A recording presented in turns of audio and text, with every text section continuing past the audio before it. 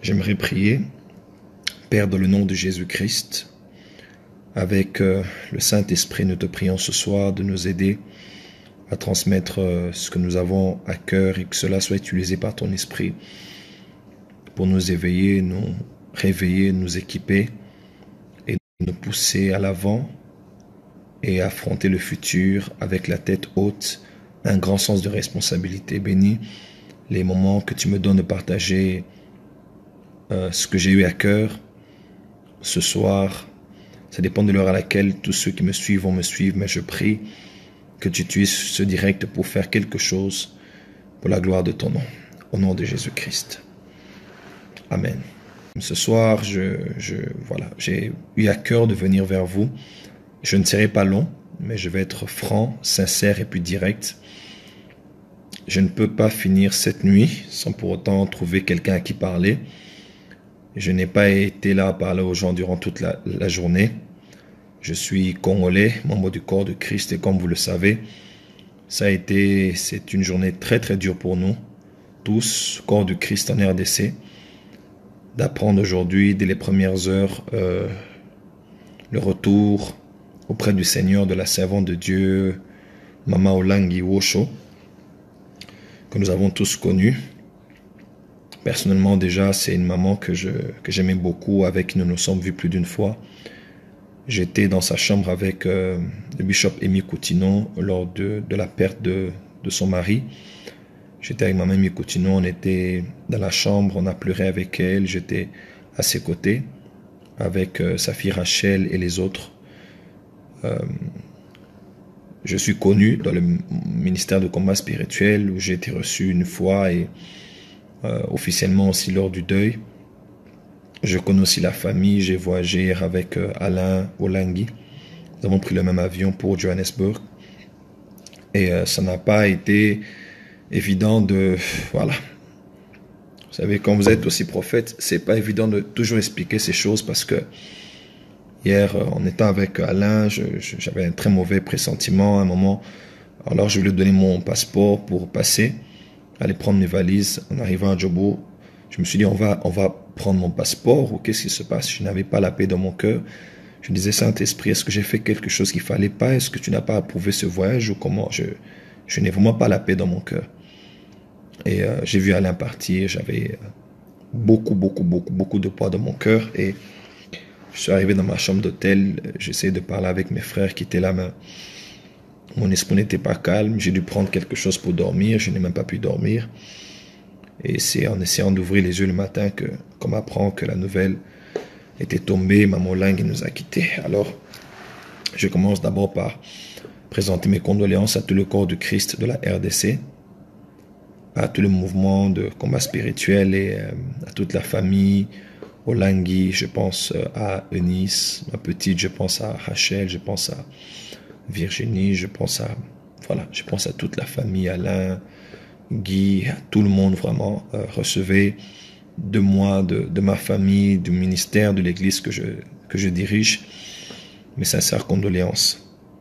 Et que Dieu vous fortifie tous, que Dieu nous fortifie tous, parce que ça n'a pas été facile et ce n'est pas encore facile pour nous tous jusqu'à ce moment. Alors je vais essayer de lire une pensée de la parole de Dieu dans Philippiens. Ceux qui connaissent la Bible savent que Philippiens est l'un des épîtres, l'une des lettres que Paul a écrites alors qu'il était en prison. Il écrivait notamment pour remercier l'assistance financière dont il avait été bénéficiaire et ceux qui étaient là pour préparer pour lui, pour l'aider durant ces moments de peine. Mais contrairement à tout ce qu'on pouvait penser à ce moment de peine, il a dit plus d'une fois dans le chapitre 1er qu'il les incitait à se réjouir. Il parlait de la joie. C'était quand même une attitude assez bizarre pour quelqu'un qui était dans les chaînes à cause de l'évangile. Et je vais lire pour vous Philippiens 1er, à partir du verset 19. Il est écrit, « Car je sais que cela tournera à mon salut, grâce à vos prières et à l'assistance de l'Esprit de Jésus-Christ. Cela ma ferme attente et mon espérance, je n'aurai honte de rien. Mais maintenant, comme toujours, Christ sera glorifié dans mon corps, avec une pleine assurance, soit par ma vie, soit par ma mort. Car Christ est ma vie, et mourir m'est un gain. Mais s'il est utile pour moi, pour mon œuvre, que je vive dans la chair, je ne saurais dire ce que je dois préférer. Je suis pressé des deux côtés. J'ai le désir de m'en aller et d'être avec Christ, ce qui de beaucoup est le meilleur, mais à cause de vous, il est plus nécessaire que je demeure dans la chair. Et je suis persuadé, je sais que je demeurerai et je resterai avec vous tous pour votre avancement et pour votre joie dans la foi. Amen.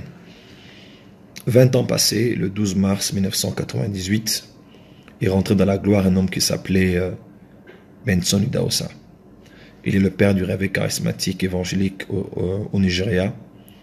Et par lui sont sortis tous les ténors que nous connaissons de l'évangile. Il a logé dans sa maison l'archbishop Duncan Williams du Ghana. Il a logé dans sa maison l'apôtre Johnson Suleiman, qui fait un incroyable travail dans le monde aujourd'hui en voyageant chaque mois pour annoncer la bonne nouvelle et la restauration. Il a prié pour le pasteur Chris Akilome qui étudié dans son école biblique. Il a prié et oint le pasteur Enoch Adebo qui est une église aujourd'hui de 12 millions de personnes, ainsi que toutes ces personnes qu'il a influencées, même le bishop Oedipo, ainsi que plusieurs autres. Benny Hinn, qu'il appelait d'ailleurs ma spiritual son. Il était ami avec Yonggi Cho, il a ami à Maurice Serolo et à tous ces hommes-là. Son dernier message était les bénéfices de la mort. C'est un message que beaucoup de gens n'ont pas pu écouter parce que c'était très dur. Et je l'écoutais encore tout à l'heure, il disait, nous prêchons toujours sur la prospérité, tu auras l'argent, tu vas voyager, tu vas jamais mourir, tu ne mourras pas, tu vivras. Mais à vrai dire, on doit être réaliste aussi. Si tout le monde ne doit pas mourir, et alors? Il faudra mourir, parce que Psaume 89 dit, qui va vivre, qui d'entre les vivants va vivre et ne pas voir la mort? La mort est le chemin de nous tous si Christ ne revient pas.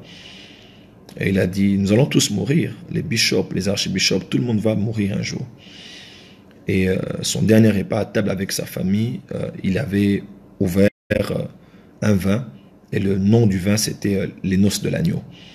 Comme quoi il annonçait au fait que, il annonçait un peu comme Christ lors de la dernière scène, qu'il allait se retrouver avec eux au ciel pour prendre une fois de plus le fruit de la vigne.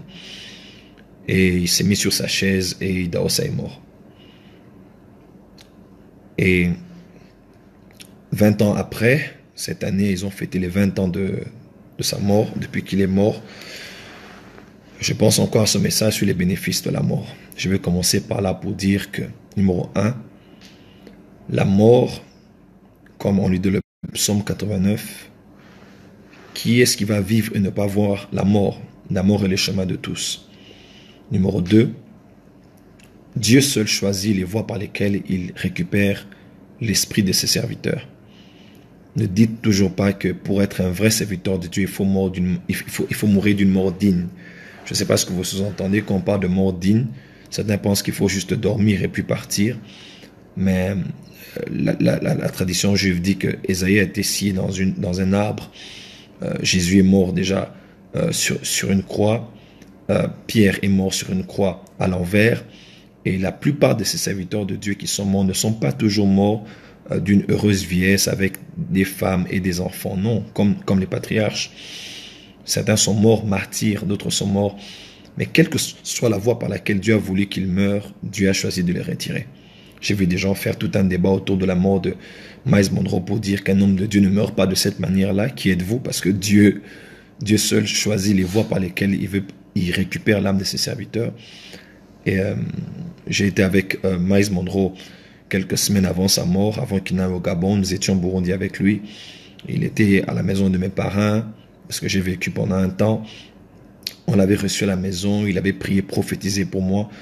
Je me rappelle encore des paroles de Miles Monroe qui m'avait appelé, il m'a dit, Dieu me dit, tu seras le prophète des présidents, tu vas parler sur les nations. Il m'avait dit beaucoup de choses, il a prié pour moi.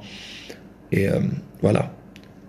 Et voilà, encore pour cette année, nous perdons Maman Olangi. Donc j'aimerais déjà dire que, tous ceux qui vivent verront la mort. 2, Dieu seul connaît les voies par lesquelles il retire l'âme de ses serviteurs. Et 3, j'aimerais dire quand même quelque chose au corps du Christ. L'apôtre Paul, même en parlant aux Thessaloniciens, qui est son premier épître, après qu'il soit descendu de la montagne de Sinaï, l'histoire de l'Église dit qu'il était exactement à l'endroit où Moïse avait reçu aussi le décalogue, les 10 commandements, plus les 613 autres lois qui régulaient un peu la vie de la nation juive, parce que la fête de Shavuot, le Sinaï qu'ils ont fêté 50 jours après, Exode chapitre 12, était non seulement la réception de la loi, mais c'était aussi la naissance de la nation juive. Comme dans le parallèle, Actes chapitre 2, notre Shavuot, notre Pentecôte est la naissance de notre nation. 1 Pierre 2 dit que nous sommes une nation sainte. Alors, il avait reçu 613 autres lois qui devaient réguler la vie de la nation. Et l'apôtre Paul parlait aux Thessaloniciens, et il a dit aux Thessaloniciens il leur a dit qu'il y a de l'espérance, donc parce qu'il s'inquiétait pour les morts en Christ. Il a dit qu'il y a de l'espérance parce que nous savons d'abord que même lors de l'enlèvement, nous savons que ce sont d'abord les morts qui auront le privilège de ressusciter. Et nous qui sommes vivants, nous serons métamorphosés. Et ensemble, nous allons aller ensemble pour rencontrer le Seigneur dans les airs. Donc, il y a de l'espérance. Et dans l'Apocalypse, on dit heureux dès à présent les morts en Christ parce que leurs œuvres les suivent. Et Maman Olani, qu'on le veuille ou pas, c'est une femme qui a fait un très très grand travail. Et vous savez, tous les pionniers sont comme ça. On ne les reconnaît jamais à leur vivant. On les attaque, on les insulte, on les critique. Et je l'ai toujours dit, le papa Jean Bosco Kino m'a dit, dans tout réveil, il y a des déviations et des débordements. Dans tout réveil, parce que Dieu envoie un réveil, mais les instruments du réveil ne sont pas parfaits. Et les hommes en face des instruments du réveil ne le sont pas aussi. Chaque mouvement de Dieu a des débordements, a des déviations. Le mouvement de la prospérité, le mouvement du combat spirituel, le mouvement des signes, des prodiges, des miracles, le mouvement même de la grâce, le mouvement même de la sainteté.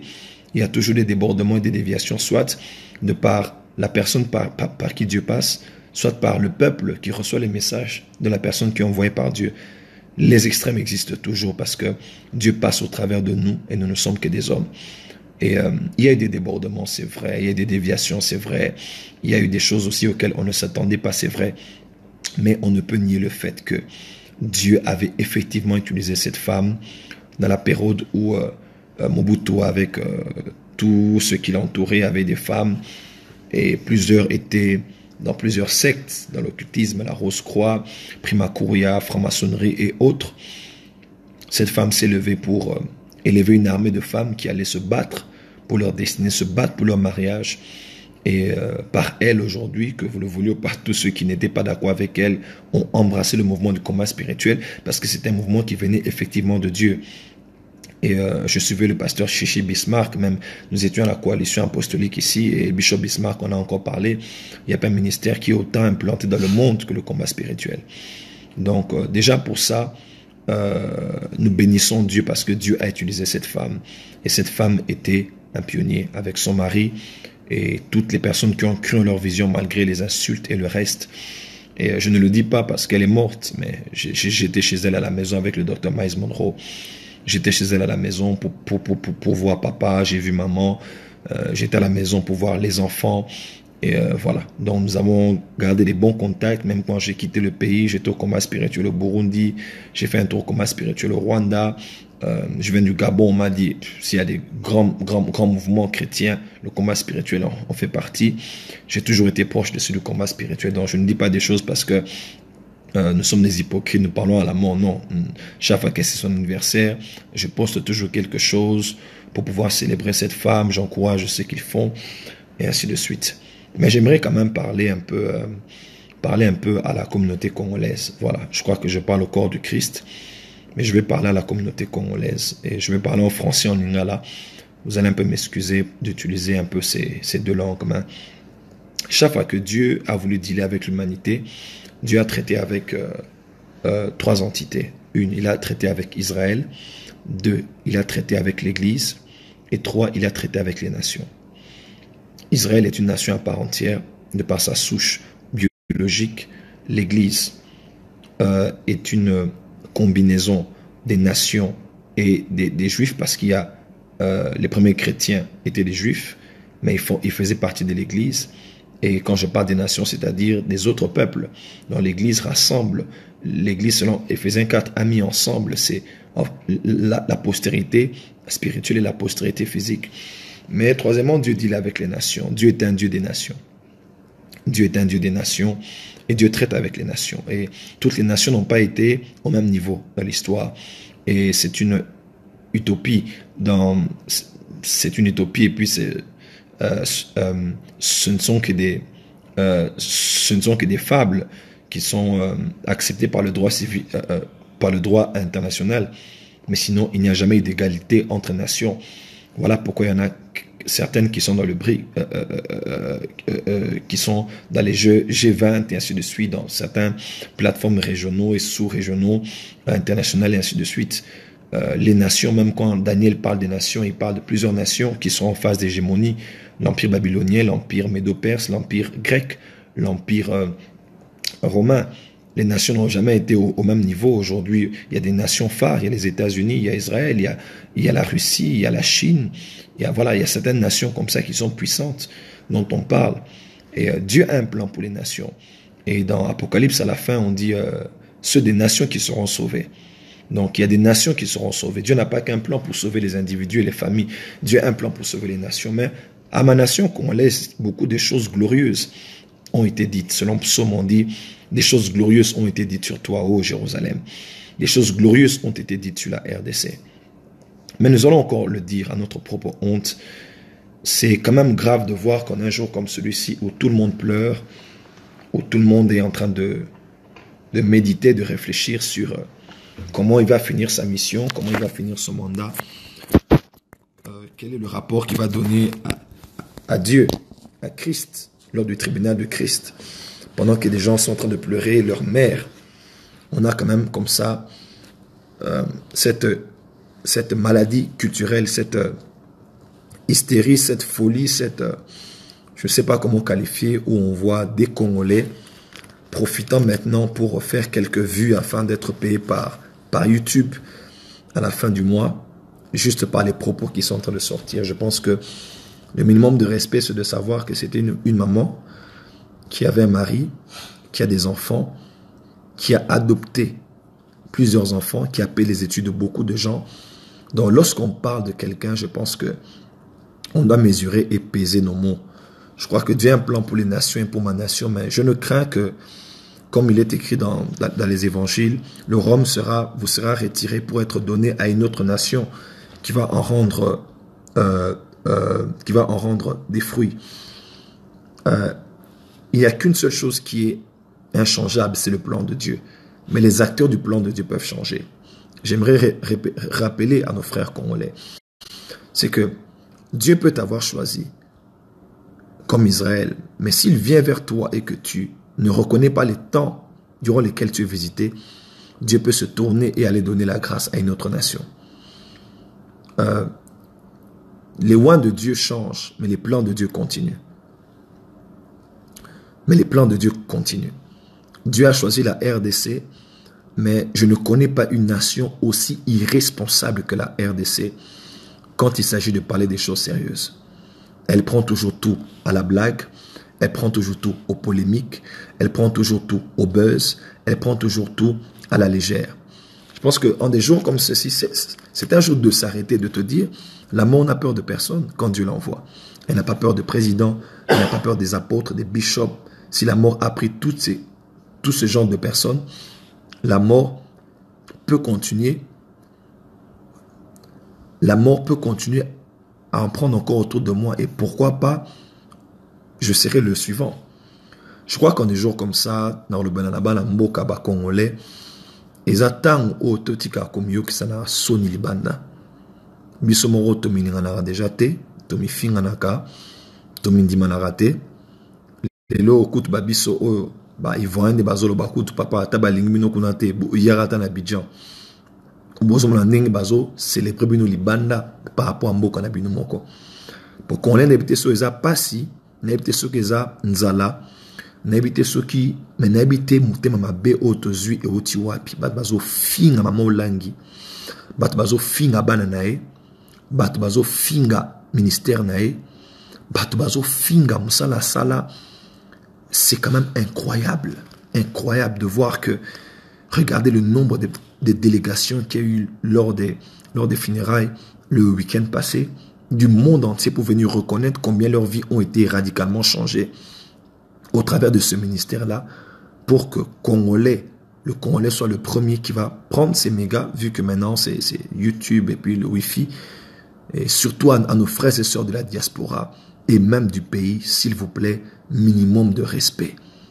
Minimum de respect, minimum de décence, minimum de pudeur, minimum de retenue.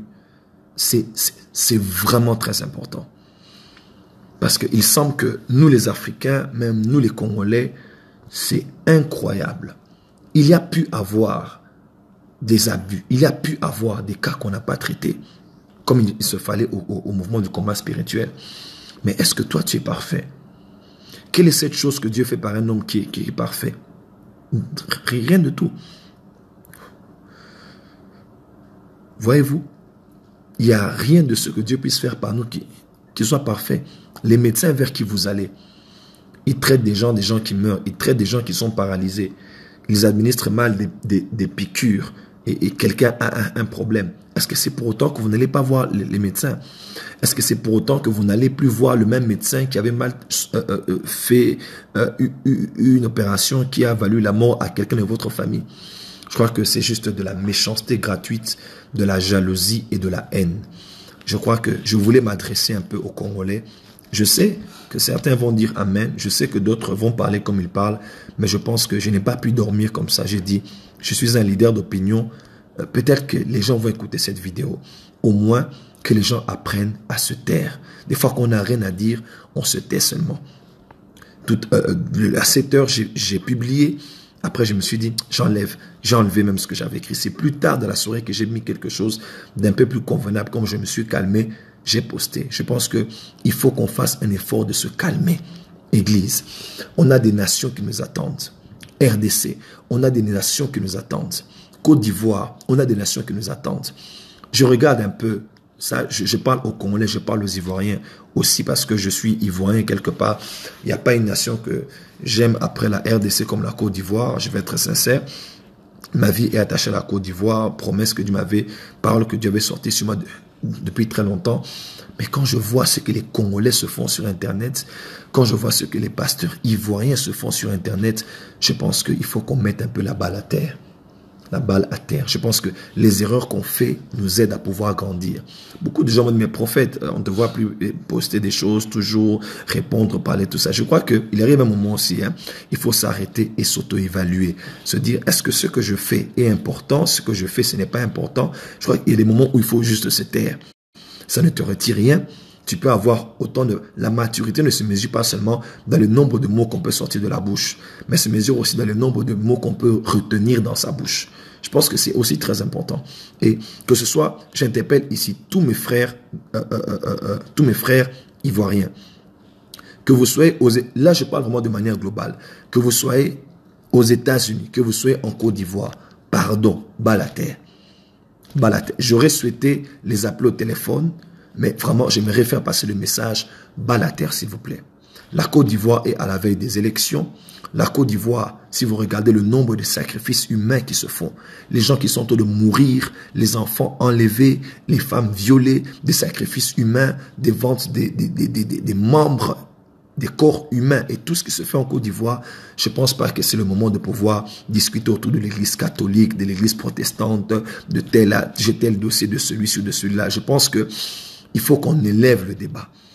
Les chefs de l'État nous regardent. Les oppositions sont là, les majorités sont là. Et surtout, on a un peuple innocent. Les statistiques disent que dans les 100% de la population mondiale, 5% de la population mondiale décide ce qui doit arriver à tout le reste. 75%,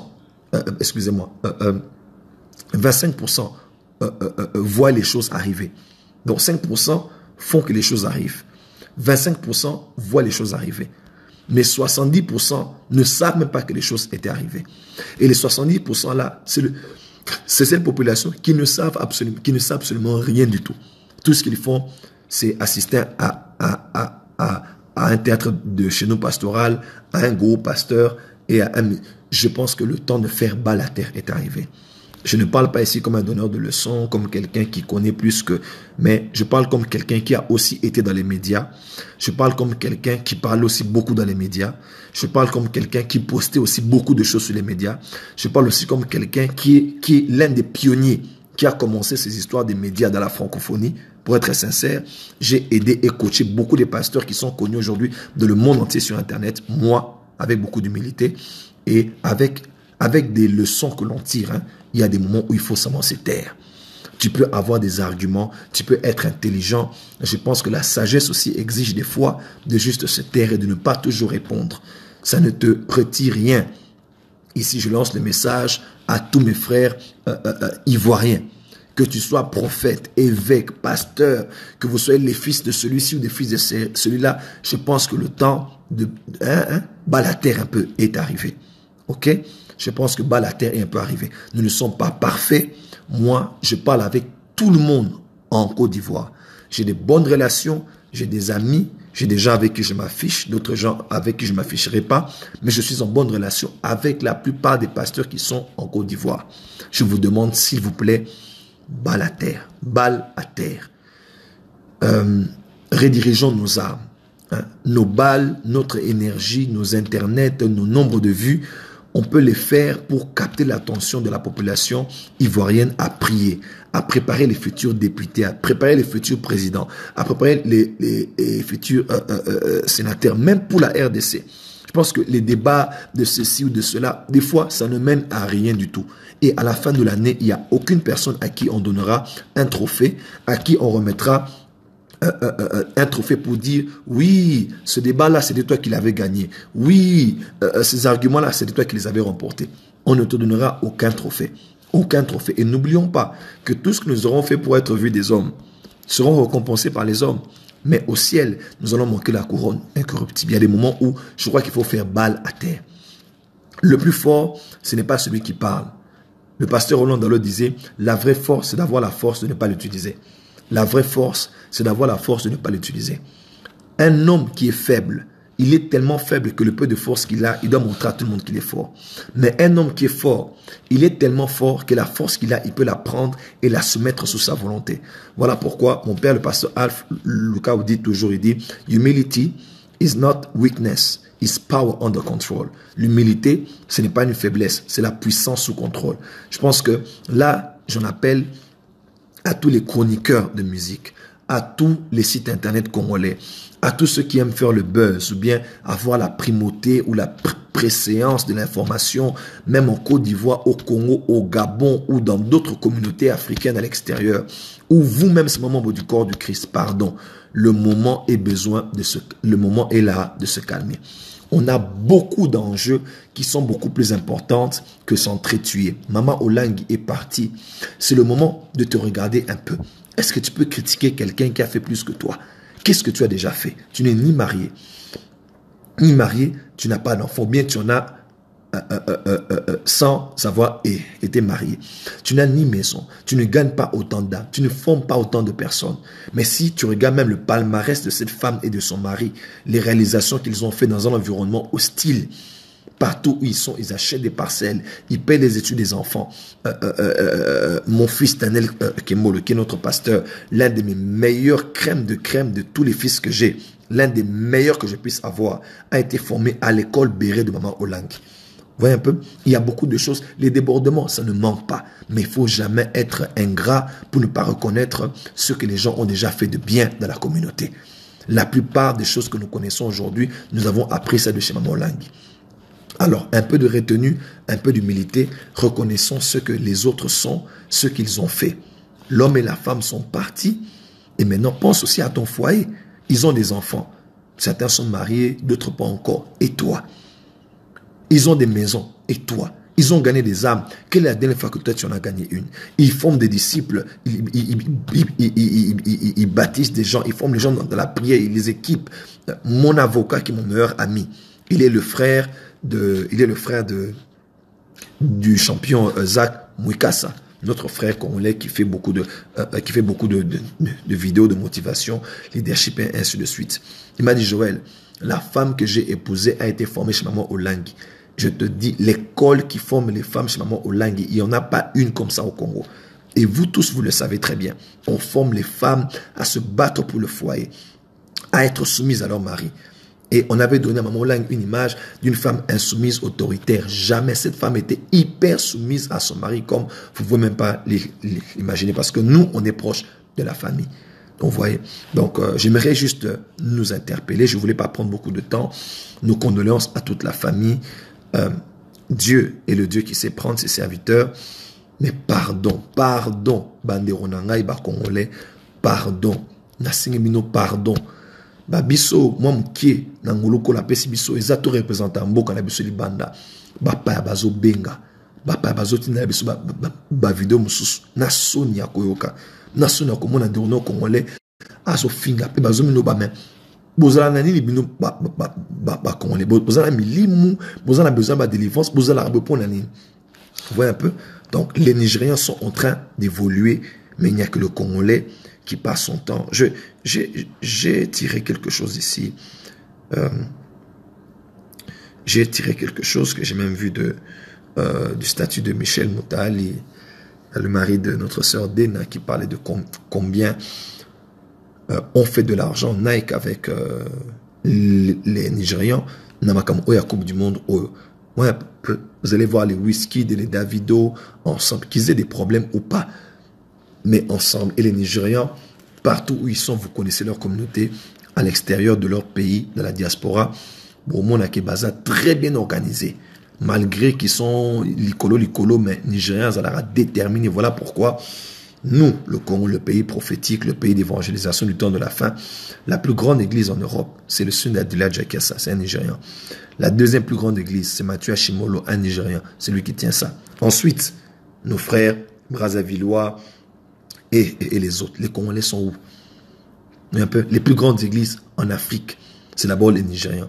Dans le monde entier, l'homme de Dieu le plus riche d'Afrique, c'est un Nigérian. L'homme le plus riche, le noir le plus riche, c'est Aliko Dangote. La femme la plus riche d'Afrique, elle n'est pas du Kenya, elle n'est pas de l'Angola, c'est une Nigériane.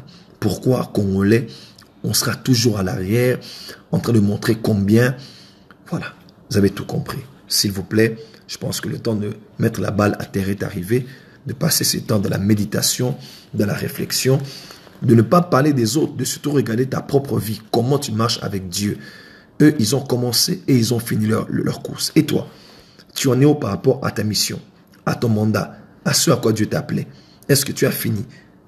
Vous voyez un peu. Donc ça, c'est vraiment très important. Je voulais juste te dire vraiment à tous mes frères ivoiriens, je parle avec vous ou pas, vous êtes tués aux États-Unis, en Europe ou en Côte d'Ivoire, pardon, balle à terre. Pardon, je vous en supplie, balle à terre. Je sais que vous m'écoutez, vous allez écouter cette vidéo, vos pères, vos fils, j'ai entendu le nom du prophète qui prie, qui a parlé, qui a réagi, révérend Camille Makosso, là où tu es, je sais que tu m'écoutes beaucoup, balle à terre, mettons la balle à terre, vos fils spirituels, vraiment, j'aimerais qu'on puisse se calmer. Par la grâce de Dieu, j'ai appris à aimer tout le monde, à m'approcher de tout le monde, à ne minimiser personne. C'est ça que je m'adresse à vous. Vous êtes fils spirituels d'ici ou de là-bas. Vous tournez autour de beaucoup de sujets. S'il vous plaît, ce spectacle-là, on peut mettre une pause pour un moment parce que ça ne va nous profiter à rien. Nous avons des enfants qui nous regardent. Nous avons même ces politiciens dont on parle qui nous regardent. Je pense que on peut avoir le droit de réponse, mais il y a des moments où on peut essayer de se calmer. Ceux qui vont faire parvenir ce message, faites-les parvenir à mes frères de la Côte d'Ivoire, du Gabon ou d'ailleurs. Essayons de nous calmer un moment. C'est un moment de deuil. Réfléchissons. Il vaut mieux aller dans un lieu de deuil que de fête parce que là-bas, on tire les leçons de la sagesse. Nous avons tous commencé le ministère. Ça fait très longtemps. Du moins pour la plupart, nous avons commencé des ministères. Nous avons commencé des églises. Nous avons vu la gloire. Nous avons vu des présidents. Nous avons vu des miracles, nous avons touché de l'argent, nous avons fait des progrès, nous avons fait des erreurs, nous avons, voilà, avec l'expérience un peu dans le ministère que vous avez, que nous avons aujourd'hui, je pense qu'il y a de quoi mettre la balle à terre, il y a de quoi se calmer et passer ce moment de deuil dans la méditation et voir comment, en cette deuxième moitié de l'année, évangéliser autrement, restructurer nos églises autrement, prier autrement, chercher Dieu autrement. Voilà. Que Dieu nous fasse grâce. Que Dieu nous garde. Que Dieu vous bénisse. Prions pour toute la famille Olangui. Ça ne doit pas être facile pour eux. De partout où ils sont, qu'ils sachent que vraiment je les soutiens. J'ai parlé avec Rachel Axa tout à l'heure. Que Dieu fortifie toute la famille, toute la communauté. Ça ne doit pas être facile pour vous d'avoir un coup. Et c'est le moment de montrer la grande maturité. Merci beaucoup. Merci, mon général Kamimakoso. Merci beaucoup. Merci beaucoup. Je sais que tu m'écoutes. Tu sais combien je t'aime beaucoup et je compte sur toi. Je compte sur toi. Tu peux avoir le droit de réponse, de parler. Tu en as le plein droit. Nous sommes dans un monde démocratique. Nos nations sont démocratiques. Mais je te demande, général, je sais que tu m'écoutes. Vraiment, essayons de calmer le jeu. C'est très important. Je ne vais pas mettre beaucoup de commentaires ici par respect pour toi aussi. Mais je te demande, je sais que tu m'écoutes. Et essayons de calmer pour le moment. Vous tous qui m'écoutez, aux États-Unis, Europe, Côte d'Ivoire, même Congo. Le Congo a une même destinée que la Côte d'Ivoire. Merci beaucoup, merci beaucoup. Merci vraiment beaucoup de m'écouter. Merci vraiment beaucoup. J'apprécie beaucoup, vraiment beaucoup ce que tu as écrit. Merci beaucoup, général. Merci beaucoup. Et merci à vous tous aussi qui suivez tous ces hommes. Je le répète ici, nous sommes un corps, dans le corps du Christ. Nous devons arrêter cet esprit de sectariser les gens. Mamo Langue, ce sont des gens de combat spirituel, les démons. Les Kamimakoso là, ils n'ont plus Dieu. Dieu les a déjà abandonnés. Les autres là, eux là sont les hommes intègres. Et là sont les vrais serviteurs de Dieu parce qu'eux ils sont matures. Vous devez arrêter ces choses-là. Croyez-moi, au ciel, nous serons surpris. Au ciel là, nous serons tous surpris. Voilà pourquoi la Bible dit ne jugez pas avant le temps. Quelle que soit la personne. Et ne confondez pas caractère avec la personnalité de quelqu'un, avec le tempérament de quelqu'un, avec l'éducation de quelqu'un, avec le background de quelqu'un. Avoir le caractère, ce n'est pas être calme, ce n'est pas parler avec des proverbes. Avoir le caractère de Christ, c'est avoir l'amour. C'est pas bien parler français, c'est pas bien articuler les mots, c'est pas être poli. Avoir le caractère de Christ, c'est d'abord l'amour. Et l'amour couvre une multitude de péchés. Alors arrêtez, beaucoup de gens sont même là, quand j'ai parlé du général, ils sont en train de dire, le prophète aussi parle de lui. Oui, c'est quelqu'un que j'aime, avec qui je parle. Ouais, donc il faut vraiment que l'amour soit au-dessus de tout. Parce que je sais qu'il y a un esprit de religiosité, de méchanceté, surtout dans votre francophonie là que je ne comprends pas, comme quoi dans la francophonie, comme si la francophonie s'appartient à 2 ou 3 personnes. Vous devez arrêter ces choses-là. Vous devez arrêter cette hypocrisie. Vous pouvez gagner sur la terre, gagner les hommes par vos médias, mais au ciel, nous serons tous surpris. Nous serons très très surpris. Alors pesons les mots quand nous parlons des gens. Voilà. Vous pouvez dire, ah tel, il parle comme ça sur Internet. Pesez les mots. Vous ne connaissez pas. Dieu a dit à Pierre, il a dit, tue et mange. Il dit, ah, ça c'est impur. Moi, j'aime même manger des choses comme ça. Dieu dit, il t'a dit d'appeler impur ce que moi j'appelle pur. Il y a des hommes de lui que vous appelez impurs, pas leur manière d'être, mais Dieu les appelle pas impurs. Donc, l'amour là, c'est ça le caractère de Christ. C'est pas votre attitude de fermer les yeux sur les photos ou bien de poster des choses. Dieu n'a que faire de ce que vous faites là. Ce que Dieu recherche dans le cœur de l'homme, c'est d'abord l'amour. Tout le reste là, ça passe après. C'est votre hypocrisie et comment vous utilisez les médias pour paraître comme si vous êtes des saints. Vous devez arrêter aussi ces histoires-là. Nous sommes fatigués de ça. Dieu connaît les cœurs de chacun. Et n'oubliez pas, ce jour-là, même le général Kamimakoso, vous voyez là, à vivre comme ça, il est même mieux à vivre en tant qu'être humain que plusieurs que vous voyez et puis que vous acceptez comme étant des ceci, bien de cela.